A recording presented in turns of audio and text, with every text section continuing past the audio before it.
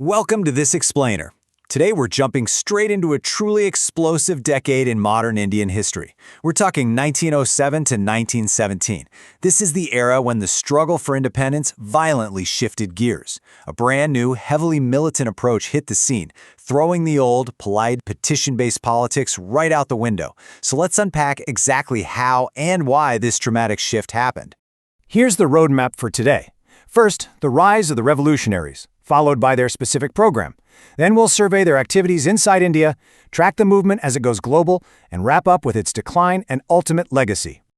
Right off the bat, we've got to ask ourselves a crucial question. If the end goal for all these nationalists was independence, why did a specific, passionate group of young, underground secrecy and individual violence? Why ditch peaceful mass protests? Let's look at the rise of the revolutionaries. Well, a massive part of it was pure disillusionment.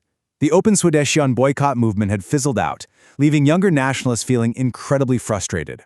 You had leaders, even the so-called extremists, calling on the youth to make sacrifices, but they completely failed to build an organization that could actually channel all that fired-up energy.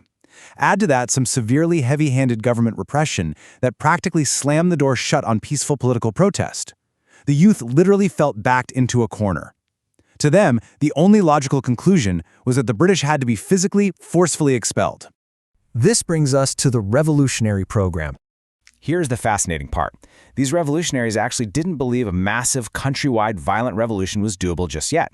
And subverting the entire army? Not happening. So, taking a page right out of the playbooks of Russian nihilists and Irish nationalists, they got highly strategic. Step 1, assassinate highly unpopular British officials and informers. Step 2 is funding the whole operation through Swadeshi dacoities, essentially politically motivated robberies. And Step 3, especially as World War I loomed, was organizing full-blown military conspiracies. The entire goal here was to strike absolute terror into the colonial rulers while simultaneously stripping away the people's fear of authority. Next up, activities inside India. Now, secret societies were popping up literally everywhere, but three regions became absolute hotbeds. In Bengal, you had groups like the Anushilan Samiti and the core team behind the Yugantar Weekly leading the charge, folks like Barindra Kumar Ghosh. Over in Maharashtra, the Savarkar brothers were busy organizing the Mitra Mela, which eventually merged into Abhinav Bharat, building on earlier groundwork by the Chapakar brothers. And up in Punjab, extremism was heavily fueled by severe agrarian issues, like constant famines and skyrocketing land revenue. That environment gave rise to fiery leaders like Ajit Singh and Lala Lajpat Rai, with the Anjuman-e-Mohizban-e-Watan. To really grasp the severity of these plots, you just have to look at Bengal. The 1908 Alipur conspiracy case was massive. Several leaders, including Aurobindo Ghosh, were put on trial after a botched hit on a magistrate in Muzaffarpur. And then, fast forward to December 1912. Rash Bihari Bose and Sachin Sanyal pull off a spectacular bomb attack right in the heart of Delhi, targeting Viceroy Hardinge as he made his official entry into the new capital. Hardinge actually survived, but the sheer audacity of the attack completely shook the colonial administration to its core. We shall die to awaken the nation. That was the battle cry of Bhaga Jatin, a legendary revolutionary who died a hero's death in a shootout with police in Balasore in 1915. It's a quote that really humanizes all this historical data, right? It shows you the intense, passionate, almost quixotic dedication of these people. They weren't just sitting in rooms plotting.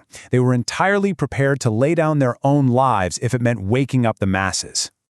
Let's transition to the movement going global. The struggle certainly didn't stay confined to India for long. In 1905, Shyamji Krishnavarma set up India House in London, turning it into a total magnet for radical Indian youth. But London got way too hot after Madan Lal Dhingra assassinated the bureaucrat Curzon Woolley in 1909. The center of gravity had to shift. By 1913, the famous Gutter Party was established in North America. And then, in 1914, the Komagata incident happens. A ship full of Indian immigrants is turned away from Canada, leading to a tragic, deadly clash with British police upon returning to India. That event acted like a match in a powder keg, deeply inflaming anti-imperialist sentiments across the globe. So let's zoom in on the Gutter Party for a second. Operating out of San Francisco, what makes Gutter so incredibly interesting is who was actually in it. We're not talking about urban students here. This was primarily ex-soldiers and peasants who'd moved to the US and Canada looking for work. And their plan was huge. They wanted to procure arms, radicalize Indian troops stationed overseas, and trigger a simultaneous armed uprising back in India the moment World War I broke out. And Ghadar was just one piece of this giant global puzzle. You had Madame Bikajikama running operations from Paris and Geneva. You had the Berlin Committee for Indian Independence set up in 1915 under the Zimmermann Plan, literally working with the German Foreign Office to incite mutiny among Indian soldiers. They even sent a mission to Kabul to try and form a provisional Indian government with the backing of the Afghan crown prince. The sheer scale and ambition of this international network trying to fund an armed struggle back home is just staggering. Looking at the historical archives from this era, you see endless records of intense surveillance, coded letters, and British intelligence relentlessly hunting these revolutionaries across continents. But, despite this unbelievably widespread and passionate effort, this first phase of revolutionary activity ultimately faltered. Finally, let's look at the decline and legacy.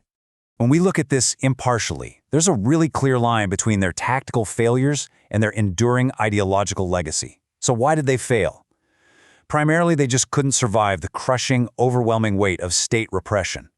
Plus, their social base was pretty narrow, mostly upper-caste urban youth, and in certain regions, relying heavily on Hindu religious symbolism unintentionally alienated a lot of potential Muslim participants. They simply didn't have the sheer mass involvement you need to topple an empire. But their legacy? Absolutely undeniable. Groups like Ghadar pushed a brand of militant nationalism that was completely secular. Above all, their fierce patriotism and total willingness to sacrifice themselves became the stuff of legend, heavily inspiring the next wave of youth who would go on to lead the later phases of the freedom struggle. Which brings me to a final provocative thought I want to leave you with. Knowing that their immediate goal of violent overthrow didn't succeed, did the intense sacrifice, the global networking, and the sheer audacity of this first phase actually lay the essential psychological groundwork for the massive, non-violent mass movements that took over in the 1920s? It's a brilliant question that perfectly bridges this era into the next chapter of history. Thanks for hanging out with me for this explainer, and keep diving into the incredible nuances of our past.